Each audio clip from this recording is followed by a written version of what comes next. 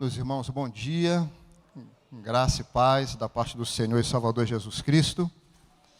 Hoje nós iniciamos uma nova série de estudos a respeito da família e o tema é as fases da família, onde nós veremos o início da família, veremos a manutenção da família, isso no contexto dos papéis atribuídos ao marido, à esposa, aos pais, aos filhos, e veremos o finalzinho da família, quando aquele chavão popular que se fala o ninho vazio, quando saíram de casa os filhos e os progenitores que deram início à família ficam e dali para frente precisam trabalhar as suas vidas sem mais a responsabilidade primeira de educar, criar, formar os filhos e como flechas na mão do valente, enviá-los ao mundo. Então, o nosso estudo vai se basear exatamente nessa linha, e nós vamos hoje começar falando sobre o namoro, que é o início da família. E quando nós pensamos no namoro, existem duas situações bem peculiares de amigos da nossa caminhada de fé. Um era um irmão que trabalhava com um caminhão que fazia socorro nas estradas, e ele estava no cinema com a família, ele, a esposa, o filho e a filhinha adolescente.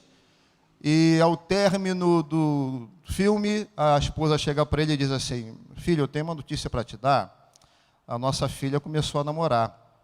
E o rapaz está aí, e ele veio falar contigo. E ele já entrou em efervescência, né? O coração dele já começou a bater mais forte, e ele já viu os músculos que ele tinha, se preparando para receber o rapaz, e o rapaz se apresentou e pediu para namorar a menina, e ele disse que quando ele entrou no caminhão para ir embora para casa, o menino deu um beijo espetacular na sua filha, e o pezinho dele no acelerador do caminhão, ele fez... Ele disse: pastor, se eu não fosse um cristão, eu passava por cima dele. Então os pais ficam assim, né? Quando as meninas, as filhinhas vão namorar. Por outro lado, nós temos as mamães. Quando o seu filho, seu meninão, chega em casa com a namorada, né? Então, a medicina diz que a ressonância magnética foi criada a partir desse olhar da sogra para a nora. Ela vai ser muito bem avaliada do princípio ao fim, dos pés à cabeça, passado, presente e futuro, para ter o aval para poder casar com seu meninão, com seu garotão. Então, nós temos essas performances a partir do namoro. Brincadeira, né, irmãos? Mas que tem um tom também de verdade. E nós vamos olhar, então, para o nosso estudo. Ele deve estar aí já acompanhando com você na tela, para os irmãos acompanharem. Estudos sobre as fases da família. Segundo os irmãos da técnica, ele já está à disposição para vocês acompanharem aí. A família tem início com a união de duas pessoas. Esta é a fase onde o moço encontra a moça encontra o moço, e assim começa o namoro. Esta fase é uma fase de tensão, pois essa escolha não é algo fácil, pois ambos possuem família, amigos, tradições, conceitos e preconceitos que irão pesar na hora de escolher o companheiro ou a companheira para toda a vida.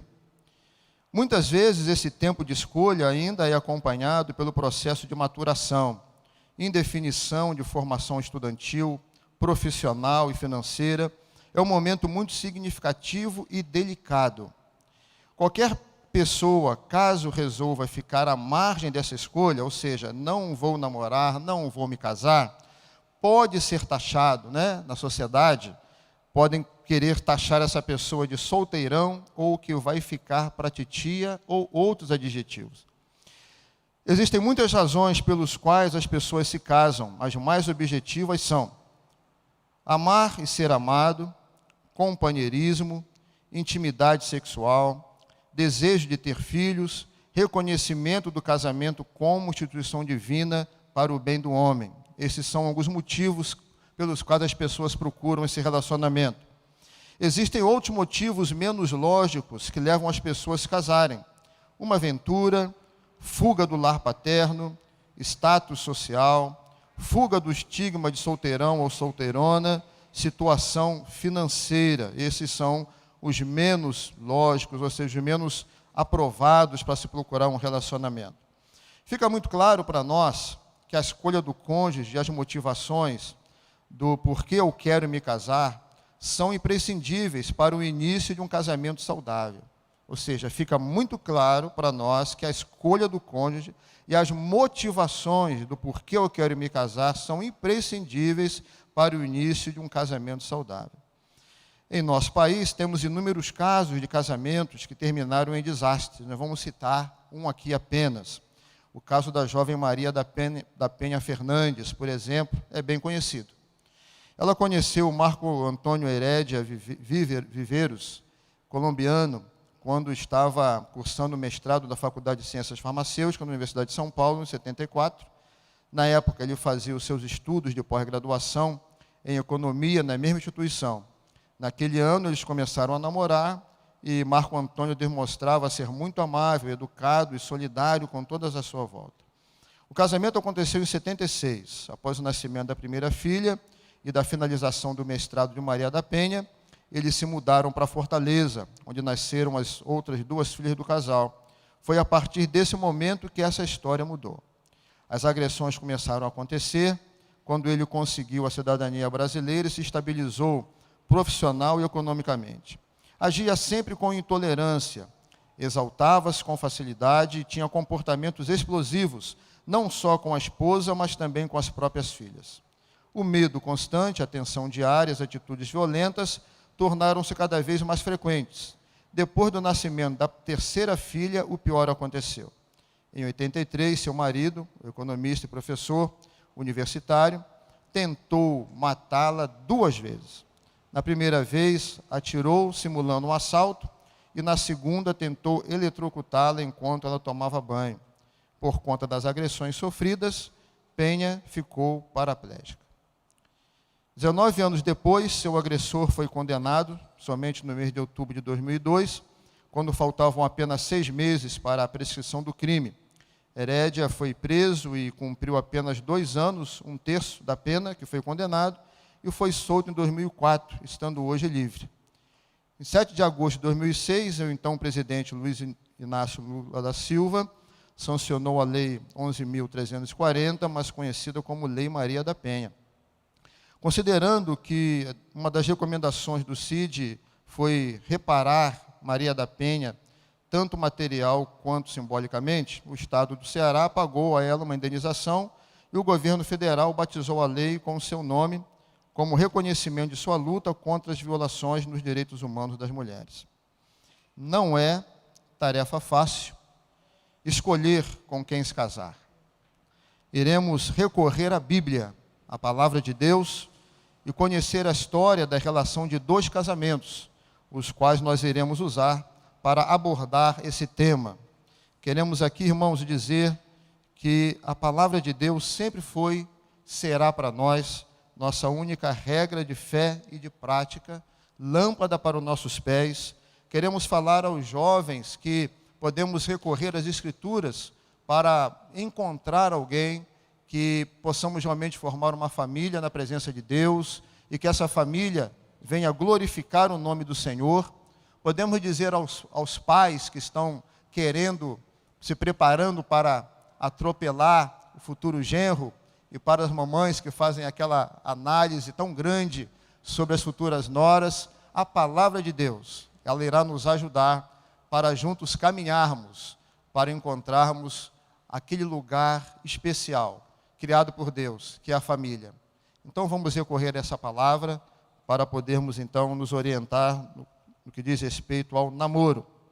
Vamos ver o texto de Juízes, no capítulo 16, dos versos de 4 a 6, e apanhar esse primeiro exemplo negativo, para depois vermos um exemplo positivo de como nós podemos nos orientar a viver esse momento do namoro. Juízes 16, de 4 a 6. Depois disto aconteceu que se afeiçoou a uma mulher do vale de Soreque, a qual se chamava Dalila. Então os príncipes dos filisteus subiram a ela e disseram: persuade-o e vê em que consiste a sua grande força e com que poderíamos dominá-lo e amarrá-lo, para assim o subjugarmos. E te daremos cada um 1.100 siclos de prata. Disse, pois, Dalila a Sansão: declara-me, peço-te, em que consiste a tua grande força e com que poderias ser amarrado para te poderem subjugar. A história de Sansão e Dalila, que nós bem conhecemos. Por escolher errado a pessoa com que se uniu, ou seja, Sansão escolheu uma mulher para se casar apenas pela sua parte estética, apenas pela sua aparência exterior. Ele olhou para aquela mulher, a sua beleza, e disse que iria se casar com ela, sem aprofundar um tempo de conhecimento. Por que ter feito isso? Sansão foi enganado, sofreu abuso da sua confiança, sua mulher o trocou por um bom preço. Coisas iguais a estas e outras, mas continuam a acontecer na vida de pessoas que não têm o cuidado em escolher seu futuro marido ou sua futura esposa. O texto nos fala do encontro de Isaac e Rebeca, e se casaram, formaram uma família na época patriarcal. E é sobre esse texto de Gênesis 24, de 1 a 67, que vamos trabalhar para encontrarmos aqui orientação para podermos encontrar, vivenciar um namoro abençoado na presença do Senhor. Vamos abrir a Bíblia, então, em Gênesis 24. Nós vamos ler todo esse capítulo, 67 versos. Não sei se alguém poderia nos ajudar, nos auxiliar, para fazermos uma leitura alternada aqui nesse microfone. Não sei se alguém poderia ajudar. Você pode ajudar, Felipe? Gênesis 24, de 1 a 67. Irmãos, o texto é extenso, ok? Mas nós vamos trabalhar todo ele nessa manhã para pensarmos sobre o namoro na presença de Deus. Vamos lá. Eu lerei os ímpares, os irmãos os pares. Gênesis 24. Era Abraão já idoso, bem avançado em anos, e o Senhor em tudo o havia abençoado. Os irmãos. Disse Abraão ao seu mais antigo servo da casa, que governava tudo que possuía: põe a mão por baixo da minha coxa, para que eu te faça jurar pelo Senhor, Deus do céu e da terra, que não tomarás esposa para meu filho das filhas dos cananeus, entre os quais habito. Mas irás à minha parentela, e daí tomarás esposa para Isaque, meu filho. Disse-lhe o servo: talvez não queira a mulher seguir-me para esta terra, nem nesse caso levarei teu filho à terra de onde saíste? Respondeu-lhe Abraão: cautela, não faças voltar para lá meu filho. O Senhor, Deus do céu, que me tirou da casa de meu pai, da minha terra natal, e que me falou e jurou, dizendo: a tua descendência darei esta terra, ele enviará o seu anjo, que te há de preceder, e tomarás de lá esposa para o meu filho. Caso a mulher não queira seguir-te, ficarás desobrigado do teu juramento. Entretanto, não levarás para lá o meu filho. Com isso, pôs o servo a mão por baixo da coxa de Abraão, seu senhor, e jurou fazer segundo o resolvido. Tomou o servo 10 dos camelos do seu senhor, e levando consigo todos os bens dele, levantou-se e partiu rumo à Mesopotâmia, para a cidade de Naor. Desculpe, irmãos, me distrair. Qual o versículo? 10, 11. Fora da cidade, fez ajoelhar os camelos junto a um poço de água, à tarde, hora em que as moças saem a tirar água. E disse consigo: ó Senhor, Deus do meu senhor Abraão, rogo-te que me acude e use de bondade para com meu senhor Abraão. Eis que eu estou ao pé da fonte de água, e as filhas dos homens desta cidade saem para tirar água. Dá-me, pois, que a moça a quem eu disser, inclina o cântaro para que eu beba, e ela me responder, bebe, e darei a beber os teus camelos, seja a que designastes para teu servo, Isaque. E nisto vereis que usaste de bondade para com meu senhor.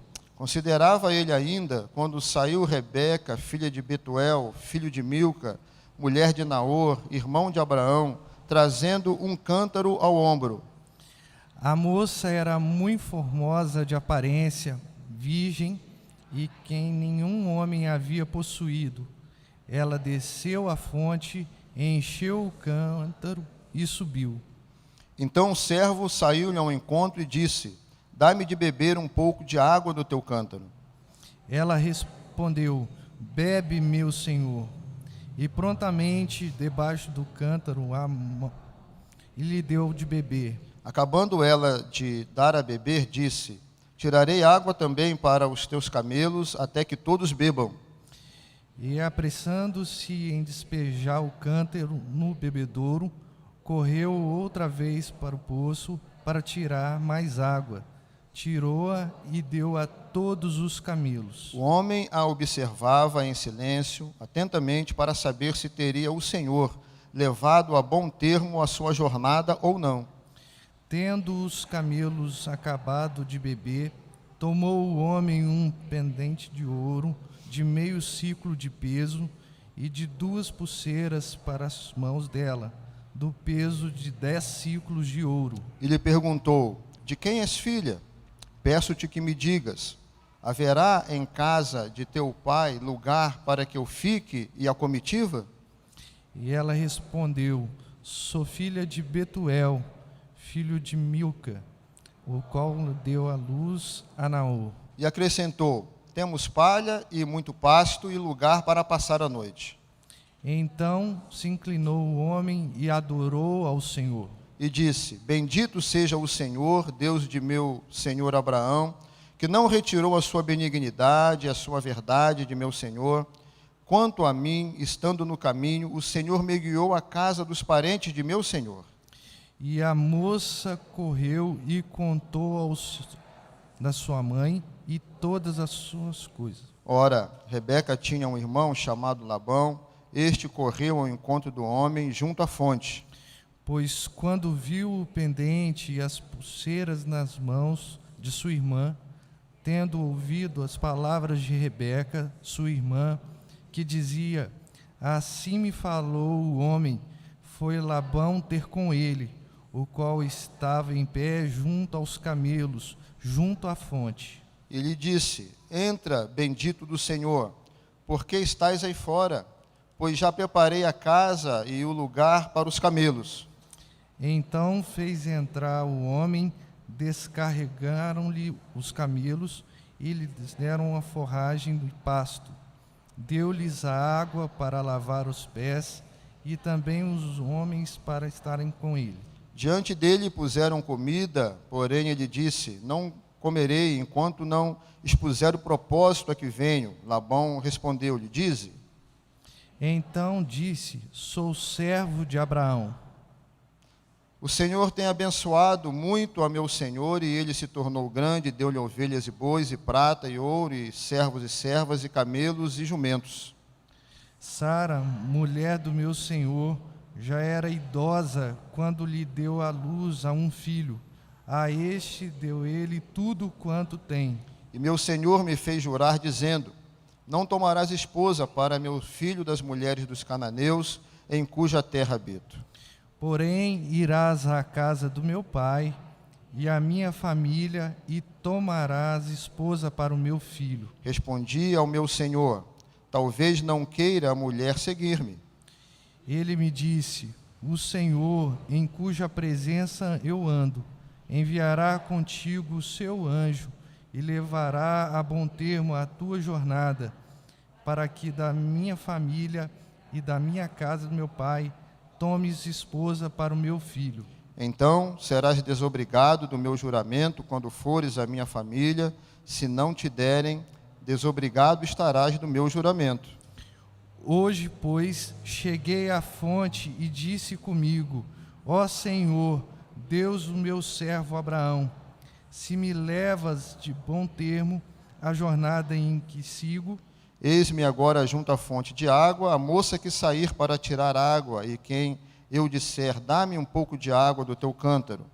e ela me responder: Bebe, e também tirarei água para os teus camelos, seja essa mulher que o Senhor designou para o filho do meu senhor. Considerava ainda eu, assim, meu íntimo, quando saiu Rebeca, trazendo o seu cântaro ao ombro, desceu à fonte e tirou água. E eu lhe disse, peço-te que me dês de beber.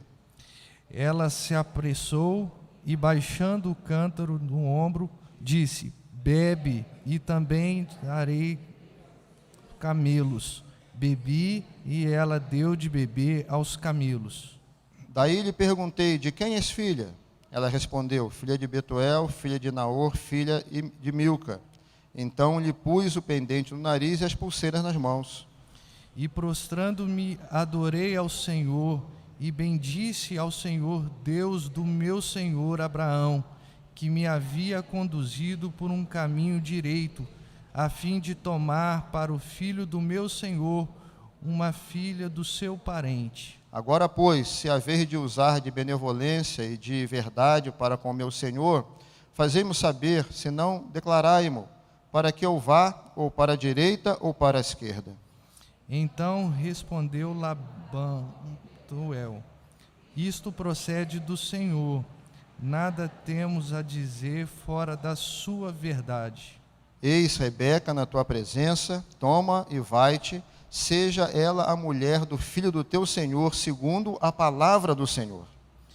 Tendo ouvido o servo de Abraão tais palavras, prostrou-se em terra diante do Senhor. E tirou joias de ouro e de prata e vestidos e os deu a Rebeca. Também deu ricos presentes a seu irmão e a sua mãe. Depois comeram e beberam, e ele e os homens que estavam com ele. E passaram a noite. Passaram a noite. De madrugada, quando se levantaram, disse o servo: Permite que eu volte ao meu senhor. Mas o irmão e a mãe da moça disseram, fique ela ainda conosco alguns dias, pelo menos 10, e depois irá. Ele, porém, lhes disse: Não me detenhas, pois o Senhor me tem levado a bom termo na jornada. Permite que eu volte ao meu senhor. Disseram, chamemos a moça e ouçamo-la pessoalmente. Chamaram, pois, a Rebeca e lhe perguntaram: Queres ir com este homem? E ela respondeu: Irei. Então despediram a Rebeca, sua irmã, e a sua ama, e ao servo de Abraão, e a seus homens. Abençoaram a Rebeca e lhe disseram: És nossa irmã, sê tu a mãe de milhares e de milhares, de tua descendência possua a porta dos seus inimigos. Então se levantou Rebeca com suas moças e montando os camelos seguiram o homem. O servo tomou a Rebeca e partiu. Ora, Isaque vinha de caminho de Ber-lai-roi, habitava na terra de Negueb. Saíra Isaque a meditar no campo, ao cair da tarde, erguendo os olhos, viu e eis que vinham camelos. Também Rebeca levantou os olhos e, vendo Isaque, apeou E perguntou ao servo, quem é aquele homem que vem pelo caminho ao nosso encontro? E o meu senhor, respondeu. Então tomou ela o véu e se cobriu. O servo contou a Isaque todas as coisas que havia feito. Isaque conduziu até a tenda de Sara, mãe dele, e tomou a Rebeca, e esta foi por mulher. Ele a amou, assim foi Isaque consolado depois da morte de sua mãe. Amém. Ufa! Obrigado pela paciência da leitura de todo esse texto. Vamos trabalhar esse texto então, irmãos. A primeira coisa que encontramos nos versos de 1 a 4 é que os pais sempre estarão presentes na escolha do namorado ou da namorada de seus filhos. Vamos explicar. né? Não vamos ficar nervosos com esse pensamento, com essa fala. Os meninos, né, e as meninas, não vamos ficar nervosos com esse pensamento de que os pais sempre estarão presentes no namoro dos seus filhos. Nos namoros de hoje, por falta de maturidade e experiência, os jovens ficam fazendo escolhas baseado exclusivamente em coisas do tipo: ele é um gato, ela é uma gata, e ela é engraçada, ele me diverte, ele é bem de vida, ela tem boa situação e coisas assim. E por fazer sua escolha baseados nesses princípios, quando descobrem que erraram, encerram o relacionamento com a mesma velocidade que começaram. Então, como dizem, a fila andou, como se diz hoje. Por esta razão é que estes requisitos para se escolher um namorado ou namorada têm preparado mais casais para o divórcio do que para um casamento abençoado pelo Senhor. Então, os pais podem e devem orientar seus filhos, dar conselhos nessa área, por ter o que os jovens ainda não têm, que é a experiência, mas nunca decidir por eles. Então, quando Abraão entra na vida de Isaac, através do seu servo, para um encontro dessa que seria a escolhida de Deus para o seu filho, ele está participando, ele está orientando, ele está de alguma forma se envolvendo na situação do namoro do seu filho. Provérbios 23, de 22 a 27, diz assim: ouve a teu pai que te gerou, e não desprezes a tua mãe. Quando vier a envelhecer, compra a verdade e não a vendas. Compra a sabedoria, a instrução e o entendimento. Grandemente se regozijará o pai do justo, e quem gerar a um sábio, nele se alegrará. Alegrem-se teu pai e tua mãe, e regozije-se aquela que deu a luz. Dá-me, filho meu, teu coração. Os teus olhos se agradem dos meus caminhos, pois cova profunda é a prostituta, poço estreito a alheia. Ou seja, os filhos precisam reconhecer o lado, a dignidade, o direito que os pais têm de orientá-los, educá-los, ajudá-los na escolha do seu futuro cônjuge. Às vezes os jovens ficam assim tão cheios de autoconhecimento e se julgam tão mais espertos ou tão mais capacitados que os seus pais, e colocam os pais do lado de fora do relacionamento, do namoro, não permitindo que eles possam orar, caminhar, ajudar, orientar. E isso tem sido uma coisa que tem trago às famílias cristãs muita dificuldade, e qualquer outra família. E nós queremos aqui pontuar que os pais devem e precisam participar dessa situação dos namoros dos seus filhos, não ficarem à margem, mas com o direito de serem seus pais, agirem para orientar e ajudar os seus filhos. Os pais, como exemplo, ponto número 4, para o bem ou para o mal, devem servir de referência para a escolha dos seus filhos, ou seja, para o bem ou para o mal. Ezequiel 20, 18. Mas disse eu a seus filhos no deserto: não andeis nos estatutos de vossos pais, nem guardeis os seus juízos, nem vos contamineis com os seus ídolos. Ou seja, aquele exemplo da sua família, e que você viu que o relacionamento entre os seus pais não foi algo bom, algo benéfico, algo que pôde contribuir para o relacionamento de marido e mulher, você não pode, não deve replicar isso no seu relacionamento de namoro e de casamento. Vejamos um exemplo então, ponto 4.1. A moça cujo pai era adúltero e viu o sofrimento da sua mãe, e da sua família, irá escolher um rapaz que tem o mesmo comportamento? Ela está namorando um rapaz, e o rapaz, como dito popular, é aquele que gosta de pular a cerca, de fazer novas experiências, enquanto está namorando com ela. E ela já viu isso acontecer na vida da sua família. Vale a pena essa moça dizer que esse rapaz não vai replicar o que o seu pai fez com a sua mãe? 4.2. O rapaz que tem uma mãe carinhosa, cuidadora de seu esposo, mulher sábia, que edifica o seu lar, ao encontrar uma moça com as mesmas características, não seria um ponto positivo para ajudá-lo na sua escolha? Ou seja, ao caminhar, ao analisar e conhecer o outro, nós vamos tendo uma percepção daquilo que viveram os nossos pais e podemos trazer isso para a nossa convivência com o nosso namorado, com a nossa namorada e com a nossa futura família que está sendo formada. Ao decorrer do texto, iremos perceber que tanto Abraão, assim como a família de Rebeca, estão cientes do encontro entre os jovens. Significa dizer que para os jovens crentes não pode existir um namoro escondido, um namoro à margem da participação, conhecimento dos seus pais. Sem dúvida, os pais, ativa ou passivamente, participam da escolha dos seus filhos quando estão nesse viés do namoro. Então, o primeiro ponto é que os pais devem participar do relacionamento do namoro dos seus filhos. Segundo ponto, a escolha do futuro cônjuge é algo que tem início com decisões firmadas na palavra de Deus. Então, a palavra de Deus irá nos ajudar também a encontrar o nosso futuro cônjuge. Versículo 7. Vamos lá, olha a sua Bíblia.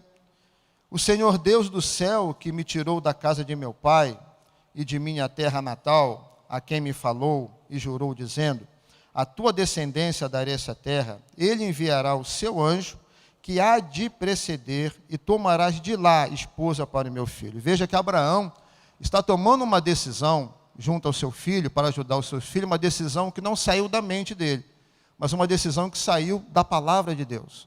Ele tinha certeza que Deus iria também estar junto com eles nessa empreitada, enviando um anjo na frente do servo para ir caminhando, conduzindo e preparando as coisas, para que o casamento, o namoro, pudesse acontecer realmente segundo a vontade de Deus.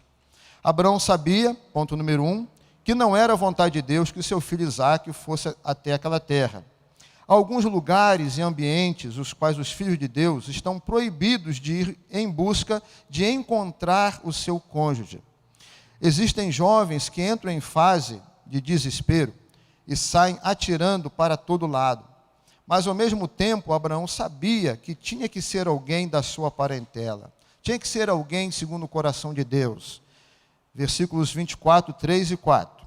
Para que eu te faça jurar pelo Senhor Deus dos céus, da terra, que não tomarás para meu filho mulher das filhas dos cananeus, no meio das quais eu habito, mas que irás à minha terra e à minha parentela, e dali tomarás mulher para o meu filho Isaque. 2 Coríntios 6, 14 a 16.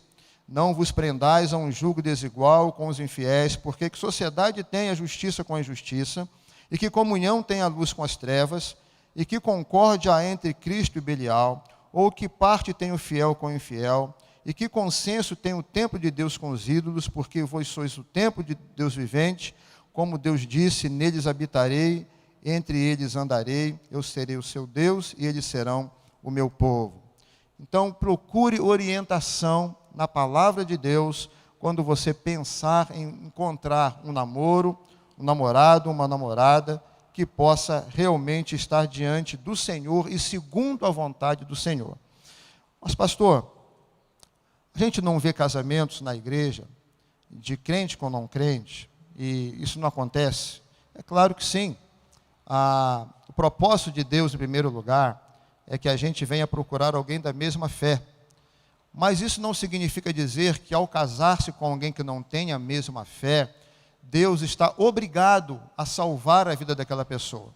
Pode ser que você vai conviver com alguém que nunca vai encontrar a fé no Salvador, porque não é um escolhido, não é um separado.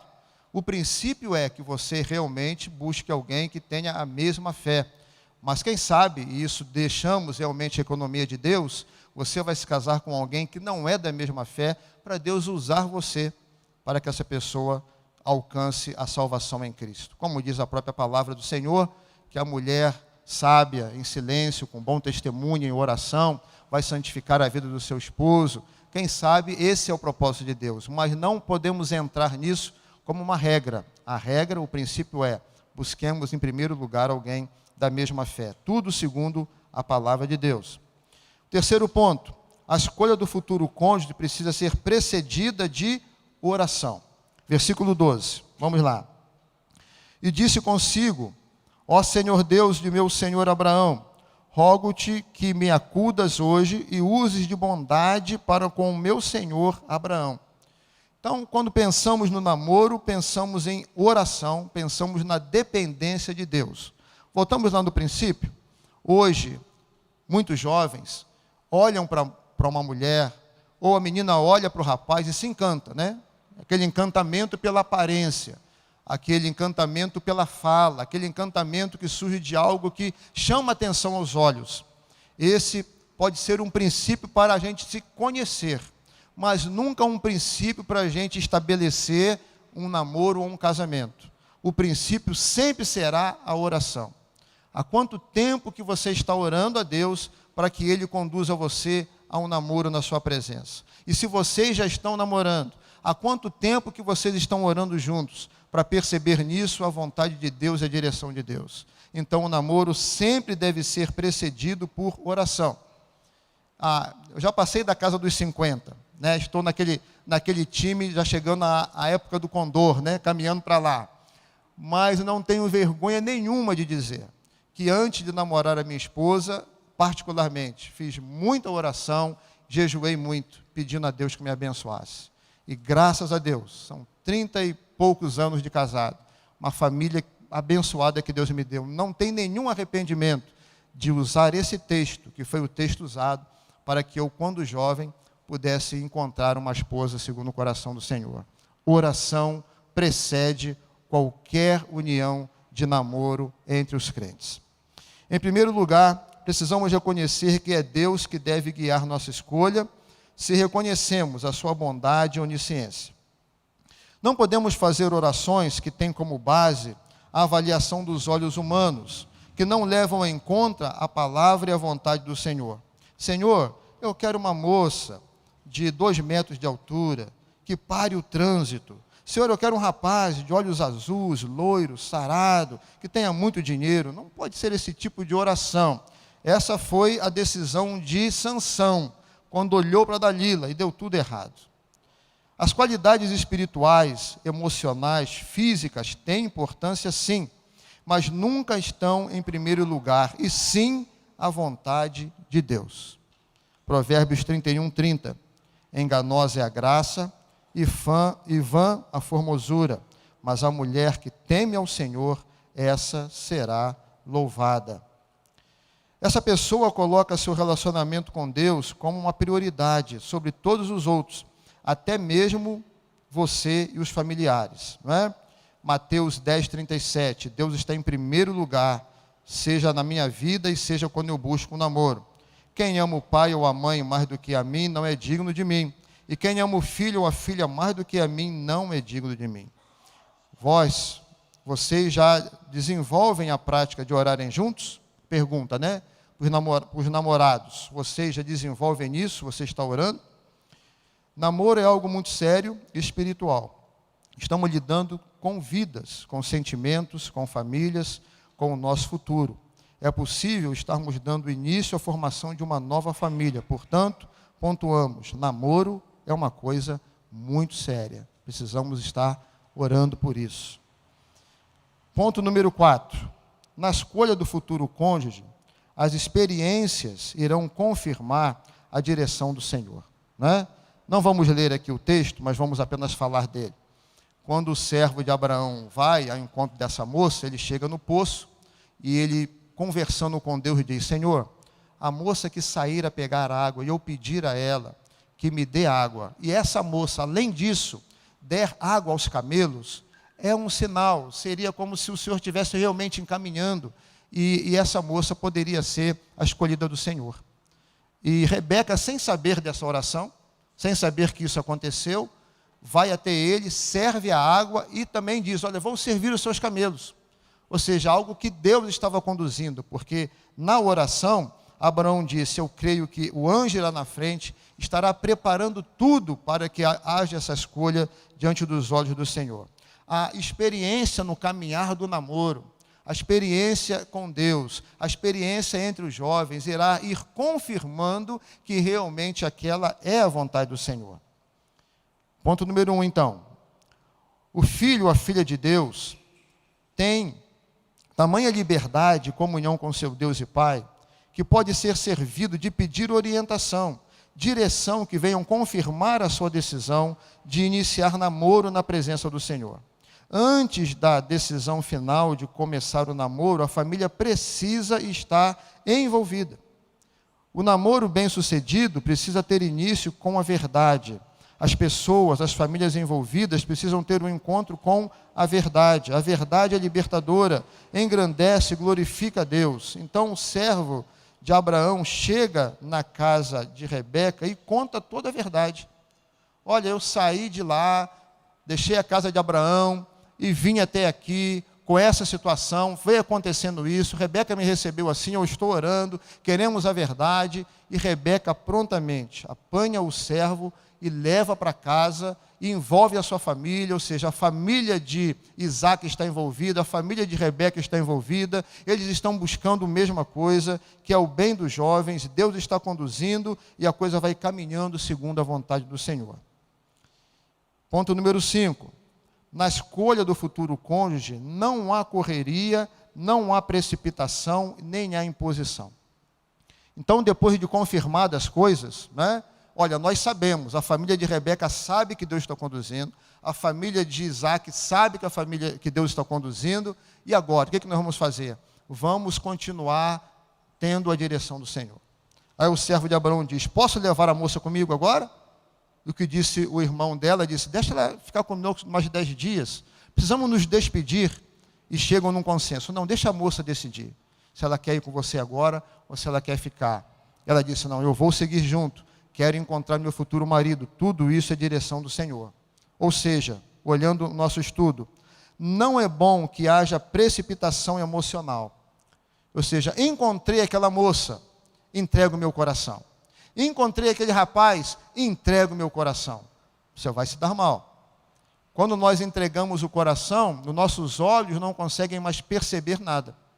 A gente não consegue ver mais qualidades, nem defeitos, nem perceber a condução do Senhor. Ficamos apaixonados. E aí vamos casar apaixonados. E não temos mais a racionalidade e a espiritualidade conduzindo as coisas. Não é bom que haja precipitação física, ou seja, carícias demais, sexo antes do casamento, nos precipitamos nisso, os jovens muitas vezes se precipitam nisso, não é hora de precipitação, namoro não é lugar de precipitação. Não é bom que haja precipitação para sair do lar. Encontrei, vou casar com ele, vou casar com ela, vou deixar minha família. Vocês estão realmente prontos? Vocês podem se assumir como um casal? Vocês estão prontos para assumir um relacionamento, uma família? Estão prontos para deixar o lar? Ou é preciso caminhar um pouco mais? Não é bom que haja imposição, alguém que seja forçado a fazer algo contra a sua vontade. Vamos chamar a Rebeca. Rebeca, você quer ir agora ou quer ficar? Ninguém está impondo nada. Não, você tem que casar com ele, tem que casar com ela. A decisão é do casal, é dos jovens, orientados, conduzidos pela família, debaixo da direção do Senhor. Ponto número 6. Na escolha do futuro cônjuge, busque a bênção de sua família. Verso 60. Vamos lá. Estamos caminhando para o fim. Abençoaram a Rebeca e lhe disseram, és nossa irmã, sê tu a mãe de milhares, e que tua descendência possua a porta dos seus inimigos. Ou seja, mostre que você é bom filho, boa filha, que tem família, que respeita e valoriza a sua família, que precisa da bênção dos seus pais. Quando assim agimos, temos o respaldo da família e damos um bom testemunho. Honra teu pai e tua mãe, que é o primeiro mandamento com promessa. Nós ficamos aqui felizes, né? Eu fiquei radiante de alegria, eu creio que você também. Reverendo Eloy, o genro, a filha, uma família que ele coloca as mãos e abençoa. Coisa maravilhosa é quando nós estamos debaixo da bênção dos nossos pais e os filhos reconhecem que precisam dessa bênção, honrar realmente o pai e a mãe, não deixá-los de lado, vou namorar, meu pai não tem nada a ver com isso, minha mãe também não, pelo contrário, precisamos da bênção deles e o resultado é isso que nós vimos aqui no púlpito nessa manhã. Versículo 65. Na escolha do futuro cônjuge, a moça precisa colocar os limites e se fazer respeitar. Verso 65. E perguntou ao seu servo, quem é aquele homem que vem pelo campo ao nosso encontro? É o meu senhor, respondeu. Então tomou ela o véu e se cobriu. Lá vem o meu futuro esposo, meu namorado. Como eu vou me apresentar para ele? Eu vou me fazer respeitar, para que ele me valorize e para que ele possa também me respeitar. Moça, namore com um moço, namore com uma moça que faz questão de ser respeitada. Moça, namore com um rapaz que lhe respeita. Mostre para ele os limites. Limitem o controle, o contato físico, evitando criar ou alimentar desejos sexuais. Não se isolem durante o namoro. Procurem ficar em lugar em que vocês não serão tentados. Glorifique a Deus em seus corpos. Vocês são templo do Espírito Santo. 1 Coríntios 6,12. Todas as coisas me são lícitas, mas nem todas as coisas me convêm. Todas as coisas me são lícitas, mas não me deixarei dominar por nenhuma delas. 1 Coríntios 6, 18 a 20. Fugir da fornicação. Todo pecado que o homem comete é fora do corpo, mas o que fornica peca contra o seu próprio corpo. Ou não sabeis que você é corpo do Espírito Santo, que habita em vós, proveniente de Deus, e que não sois de vós mesmos, porque fostes comprado por bom preço. Glorificai, pois, a Deus no vosso corpo e no vosso espírito, os quais pertencem a Deus. Moça, coloque os limites. Rapaz, entenda isso, que você também é um servo do Senhor. Estão namorando para a glória do Senhor. Então percebam isso diante dele, para que tudo aconteça para glorificar o nome do seu Deus. Terminando, versos 66 a 67. Na escolha do futuro cônjuge é necessário que haja conhecimento um do outro e estar apto para assumir responsabilidade. Versos 66 e 67, o servo contou a Isaque todas as coisas que havia feito. Isaque conduziu-a até a tenda de Sara, mãe dele, e tomou a Rebeca, esta lhe foi por mulher. Ele a amou assim, foi Isaque consolado depois da morte de sua mãe. O servo chega para Isaque e conta: Isaque, deixa eu te falar uma coisa. Essa moça que eu estou trazendo, você sabe que o seu pai me deu essa orientação, e nós oramos, seu pai orou e eu orei. E quando chegamos lá, eu encontrei a moça, as características dela são assim, olha o que ela fez, olha como ela me levou para a casa dela, e foi apresentando Rebeca para Isaque. Namoro é exatamente para isso, meus irmãos. Namoro é para a gente se conhecer. Você precisa conhecer o seu namorado. Você precisa conhecer a sua namorada, perceber suas características, perceber os seus predicados, perceber os seus defeitos, porque ele tem como você tem. E depois dessa análise, em oração, conduzida por Deus, as duas famílias caminhando juntos no mesmo propósito, você vai chegar à conclusão: realmente, essa pessoa é alguém que, com seus defeitos e com suas qualidades, é alguém que consigo conviver com ela, porque entendo que aqui está a direção do Senhor. Ou você vai chegar no final da jornada de um namoro e vai concluir: olha, essa pessoa com essas qualidades e com esses defeitos, não tem como eu conviver com ela, porque ela tem essas características que não dão certo comigo, não tem como, já conversamos, não tem como mudar. Então é necessário, é preciso que nós chegamos ao final, porque entendo que esta não é a vontade de Deus, que eu me case com ele ou que eu vá casar-me com ela. Moço, conheça a história, a vida, a personalidade, o caráter da moça. Saiba qual é o posicionamento da família dela em relação a vocês. O casamento só acontece quando o casal tem condições de assumir espiritualmente, emocionalmente, financeiramente, se tornam independentes de seus pais. Eles estão agora num nível de maturidade para seguir em frente. O rapaz precisa ser homem de decisão e iniciativa. O que Isaque fez, depois desse conhecimento, ele tomou a Rebeca: agora você é minha esposa. O que está acontecendo hoje em muitos dos nossos arraiais cristãos? Os moços estão retroagindo. Os moços não estão tomando a iniciativa de orar, de buscar a Deus e ver a orientação e chegar para a moça: olha, estou orando e Deus falou ao meu coração que eu penso que é você que eu devo iniciar um namoro. O que você acha? Quem sabe ela vai dizer: estou orando também. Deus falou comigo que é você mesmo, vamos caminhar. Mas hoje nós vemos os jovens retrocedendo, né? E as nossas meninas lindas, abençoadas, maravilhosas, estão aí aguardando que aquele homem de Deus se aproxime e tome a iniciativa. Eles estão encolhendo. Só case se tiver amor verdadeiro. Então, faça permanecer o amor, que ajuda a preencher os espaços vazios do coração, traz consolação e alegria para a vida. Foi isso que aconteceu com Isaac. A esposa lhe trouxe alegria, consolação, paz, e formaram uma família segundo a orientação do Senhor. Irmãos, esse texto para mim é muito importante, e eu penso, espero que tenha sido para você também.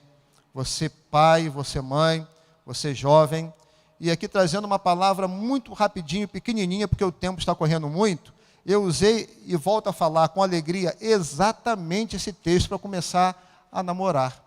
Impressionante, né? Então eu orei, pedi a Deus, e aí fui de Miguel Pereira para a Ilha do Governador fazer um trabalho de evangelismo. Eu fazia parte de uma liderança de jovens e cheguei lá para fazer evangelismo na igreja metodista da Ilha do Governador.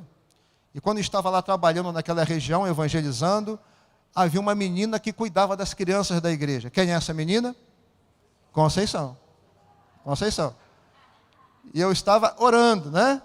E quando eu olhei para a Conceição, eu tinha orado assim: Senhor, aquela moça que eu olhar para ela, realmente sentir algo diferente, vai ser o princípio, ok? Eu e Deus orando. Eu havia conhecido muitas meninas, mas quando eu olhei para a Conceição, o coração quase saiu pela boca, né, Márcio? Né? Quase, né?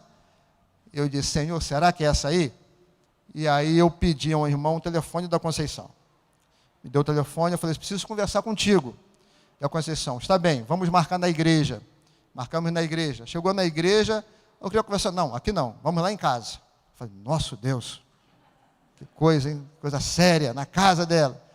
E levou para casa. Chegou lá, sentei-me com a Conceição e a tia dela, ao qual ela morava. E eu falei: olha, eu estou orando a Deus, e está acontecendo assim, e eu penso que é você.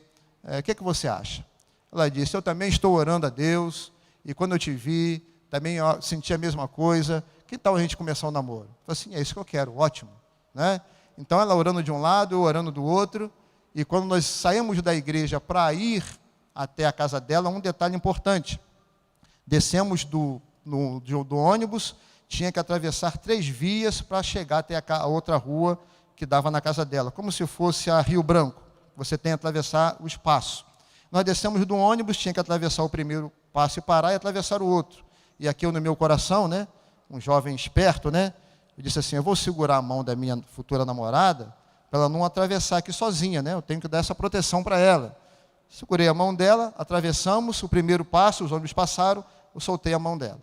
Falei assim: agora eu quero ver, para atravessar o segundo passo, o que ela vai fazer? E quando parou tudo, a gente pôde atravessar, ela veio e pegou na minha mão, irmãos. Ah, que coisa maravilhosa. Ah, que coisa linda, né? Eu falei: ô glória, está conquistado. E aí nós fomos lá e conversamos e vimos ali a direção do Senhor. E graças a Deus, é uma mulher especial, né? Eu costumo dizer que Deus fez e falou assim: ó, essa aqui, a forma eu jogo fora. Pega porque não tem igual. E eu: obrigado, Senhor, pela bênção que o Senhor me deu. Estamos aí casados, abençoados, com 2 filhos maravilhosos. Que essa palavra ajude você, jovem, que essa palavra ajude vocês, pais, que essa palavra possa conduzir vocês no namoro diante do Senhor. Domingo que vem, vamos falar sobre noivado, no outro domingo, sobre família, e depois sobre os papéis, marido, mulher, pais e filhos. E no final, lá na frente, o ninho vazio. Vamos orar? Vamos colocar em pé, vamos orar ao Senhor.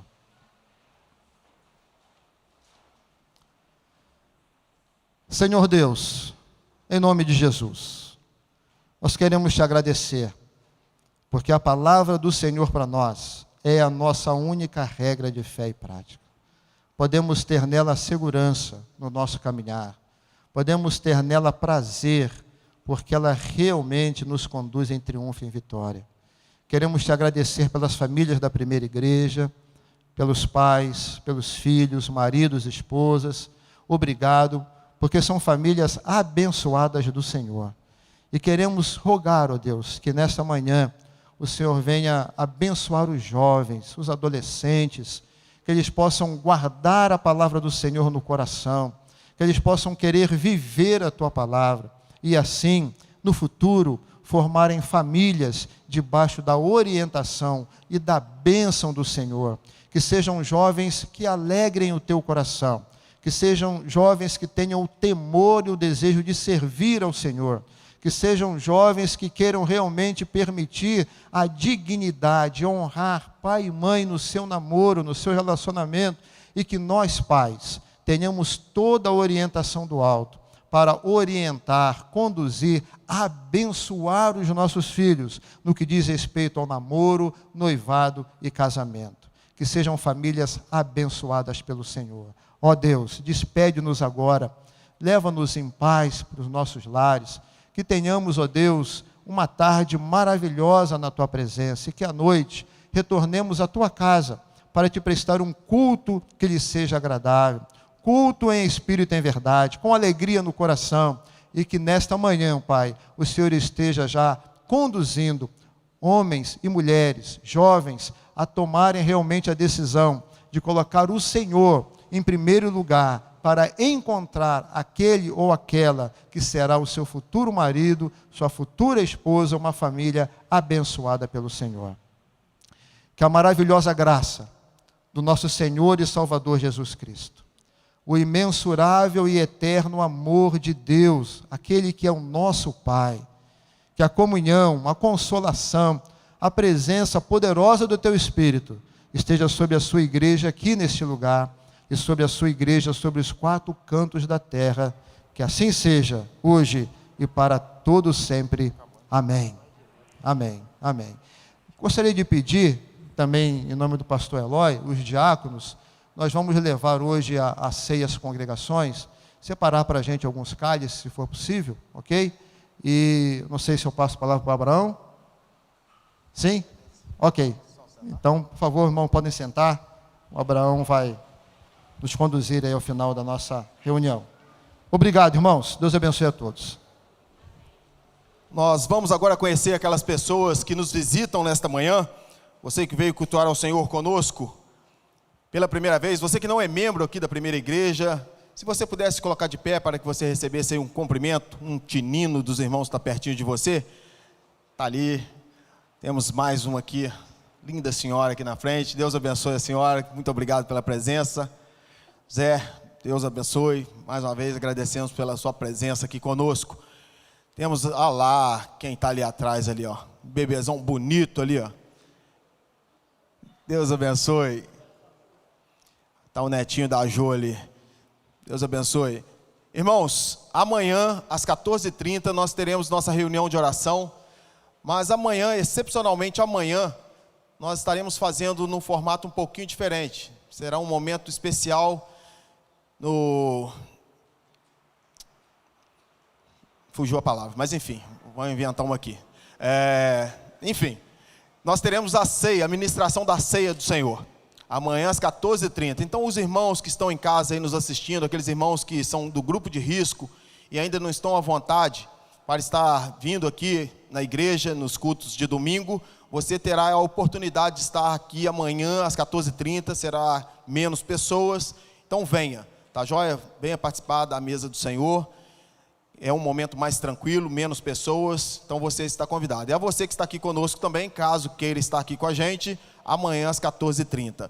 Irmãos, quero pedir a toda a igreja, você que está aqui conosco, a você que está em casa, que leve um pouquinho mais a sério a questão do agendamento. É necessário que tenhamos um determinado número de pessoas aqui. Então, por favor, irmãos, a partir de amanhã, mais rápido que você puder, entre em contato com a secretaria da igreja, dê o seu nome, tá? Já não fique deixando para a última hora, porque isso aí gera uma confusão imensa. Então, por gentileza, tá? Não é questão da primeira igreja, é norma da prefeitura, das autoridades, então nós precisamos de manter um determinado número de pessoas. Então, por favor, dê o seu nome com antecedência, para que não chegue em cima da hora e muitas pessoas venham, enfim. Tá joia? Nós teremos um sorteio aqui rapidinho para liberar vocês.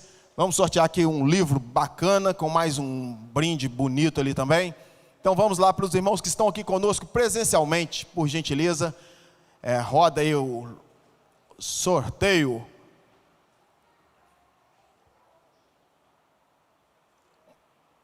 Cleia Alves. Menina, hein? Joia. Mãe da Sâmia. Deus abençoe. Depois eu entrego para a senhora aí. Agora para os irmãos que estão conosco virtualmente. Vamos ver quem será o contemplado ou a contemplada nesta manhã. Marta Sabir. Bom demais. Pessoal, ontem, esse senhor simpático aqui, completou mais um ano de vida. Então nós vamos encerrar esse momento com parabéns para o nosso querido reverendo Eloy Eringe Frossá. Deus continue abençoando a vida desse homem que ele levantou neste lugar, que tem sido bênção em nossas vidas por décadas, né, pastor? Louvado seja Deus pela vida do pastor Eloy. Convidar o genro predileto dele para estar orando, agradecendo ao Senhor. Ele que diz, né? Cadê o microfone? Esse não, Jafim.